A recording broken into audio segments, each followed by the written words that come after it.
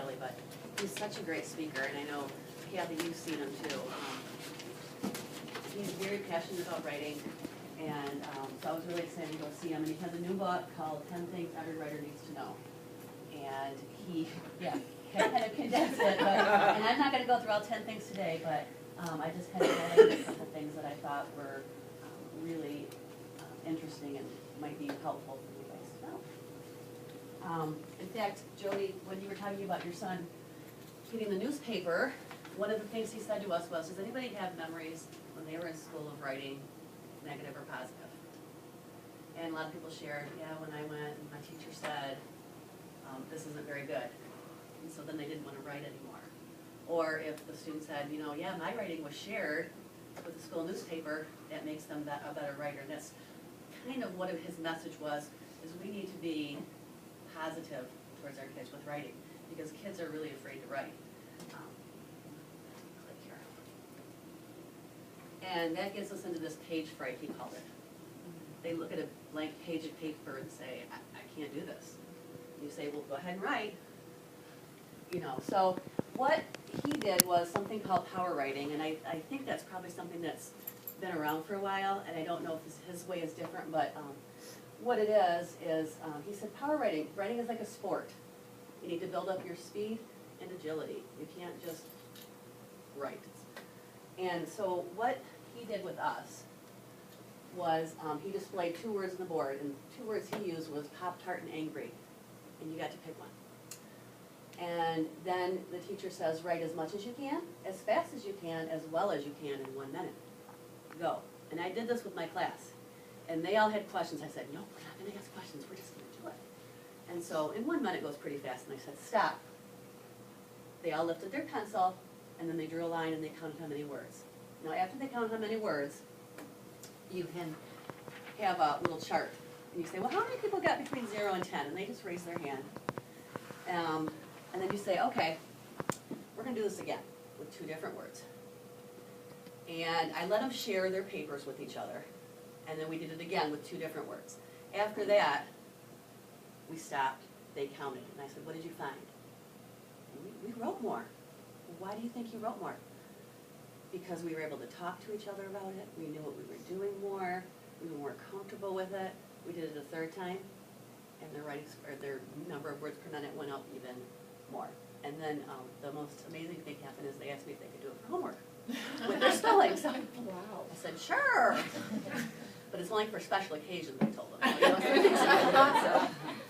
And in fact, I have a couple different samples I wanted to show you of some of the writing, the power writing. I was amazed at how much they thought it was so much fun to do, so they asked to do it all the time now.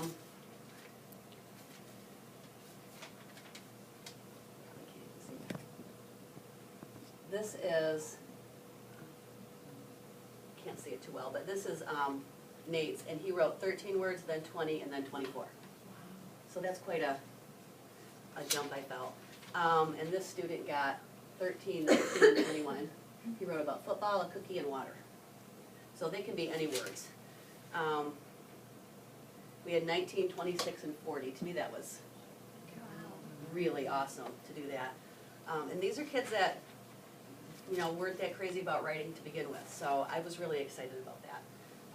So that's something that I try to do once a week, maybe twice a week. And something he said you could do is also, you could use content words. And then they can write about things that are in the content. So I thought that was really interesting too. And you do that for 3 rounds. Another writing activity, he said, to build that speed and agility is called 5-7-10. And it says, talking drives our writing forward. Make a list of topics on the board, free write for 5 minutes. They turn and talk what they've written for 7 minutes, and then they write for 10 minutes more. Pretty much the same concept. They say by talking, you can get more ideas. And that's what, he had us do this, and when we shared our papers with whoever was next to us, they would give us ideas, or they would say, oh yeah, that happened to me, and so the next time we wrote, we'd have more to say. So that was really cool too. I have not done this one yet. Now, do you write on the same topic, or continue the topic, or this is a new topic for the 10? You could do either.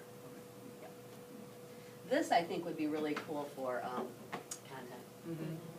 because it's a little bit longer period of time, then they can share, oh, you've got more ideas on that topic that I wanted, so that to me would be better, yeah. Again, teacher feedback, what we say and how we say it can ignite or extinguish a writer, and that's kind of, like your son Jody, now he's excited to write. Yeah. So, I mean, look what that one little thing did for him. So he said, when you confer, you should leave the writer wanting to write more, not less. Will your feedback make them want to write and revise, or will it frustrate and crush? That was his big message. Everything is college ready, but when they're in kindergarten, first grade, we don't have to make them college ready yet. So, he was very, yes, they need constructive criticism, but it needs to be in a positive way, not a negative way. And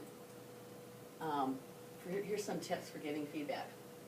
He said to read through the whole piece before marking it. I thought that was really good, because you start to read and you're like, oh, man. As you read, scour for what is right and effective. So instead of looking for what's wrong, look for what's right.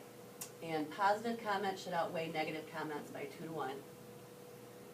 And students need to be a part of the assessment and self-reflection. So I thought that was really a good thing.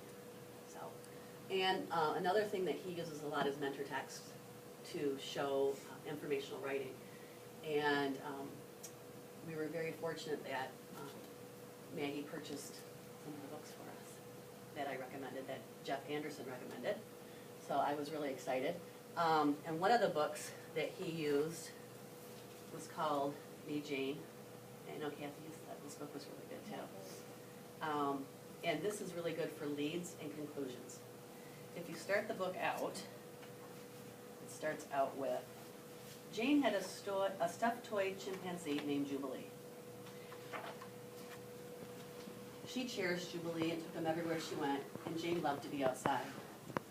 And then you keep reading the book, all about what her and Jubilee do together.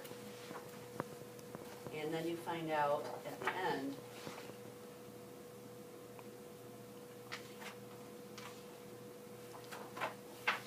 that she dreamed of a life in Africa, just like a Jane that she read about in a book. A life helping animals. And then the ending has the picture of Jane Goodall.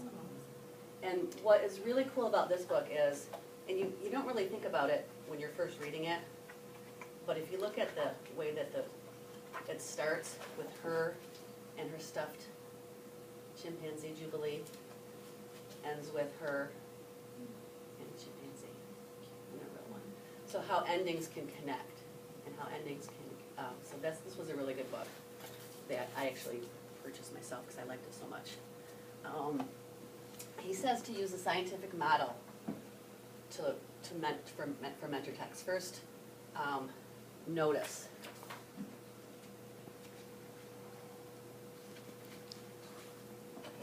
What does the writer do?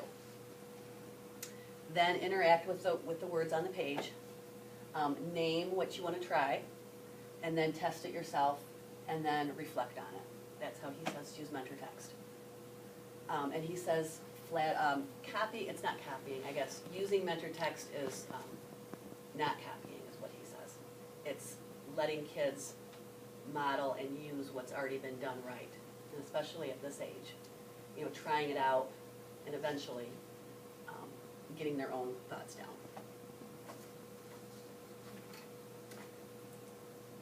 And there is a web page that hopefully this goes to. My daughter showed me how to link something. I was really excited. And books I recommend, and then right here, these are some of the books that we were able to purchase. I think with the ExxonMobil grant, and I believe what's going to happen is they'll be barcoded for the teachers, but they're really good. It's how to use informational text to teach writing in a fun way. It doesn't have to be dry. And I know I was talking to Erin. There was a really good 5th grade book. It's called something like "What's Your Problem, King George?" Oh, I have that. Do you have that one? Is that the one like "How do you start a revolution"? Oh, maybe it's not. Maybe Okay. it's not the Gene Fritz one. No, it's not the G Just- Chris just one. like that. This was really funny, it was like, if you wanna start a revolution, tax the people without asking them. So it was an informational text in a real funny way, yeah, it was really cool.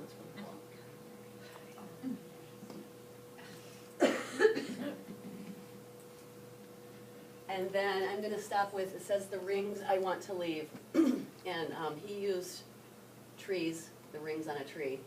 And as he said, it takes just one act, one saw, one strike of lightning to stop a tree's growth and bear it to the world. Writing exposes our insides, our deepest thoughts and our loss. Writing springs from the writer, not from an outside source that comes into the writer. I want to imprint that. I want to imprint confidence. I want to imprint the joy that can be found in the hard work of the writing process. And what imprint or what rings do you want to leave behind in your